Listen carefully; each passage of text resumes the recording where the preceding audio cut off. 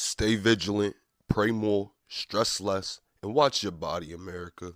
That President Trump has said a deal is close, only for the two sides to remain far apart.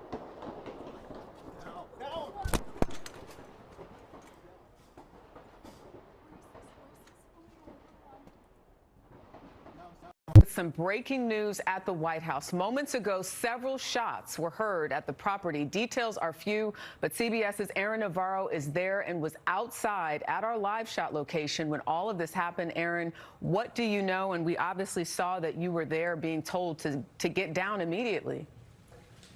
Jerika, from where I was in the press tents outside the White House, you could hear about 20 to 30 gunshots from what seemed like outside the White House grounds. It also sounded like 1.2 guns going at the same time, though, again, the details are fluid and are unconfirmed. And we have heard from initial law enforcement reports that it happened at the 17th Street and Pennsylvania Avenue intersection, which is right beyond the building for staffers at the West Wing, known as the Eisenhower Executive Office Building.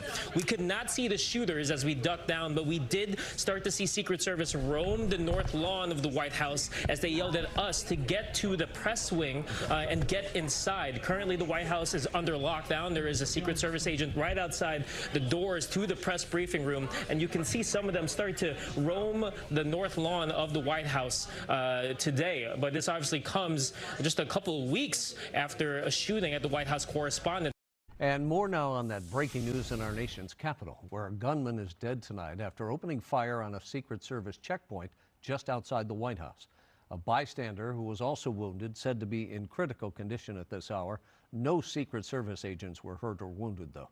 The gunfire erupted just 1 block from the White House complex after law enforcement officials say a man identified now as 21-year-old Nasir Best pulled out a gun from his bag and began firing.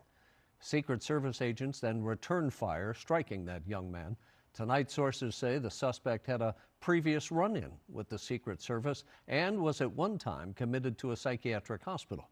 But they say police had never encountered the suspect behaving violently or wielding a weapon. Now they're trying to determine his motive.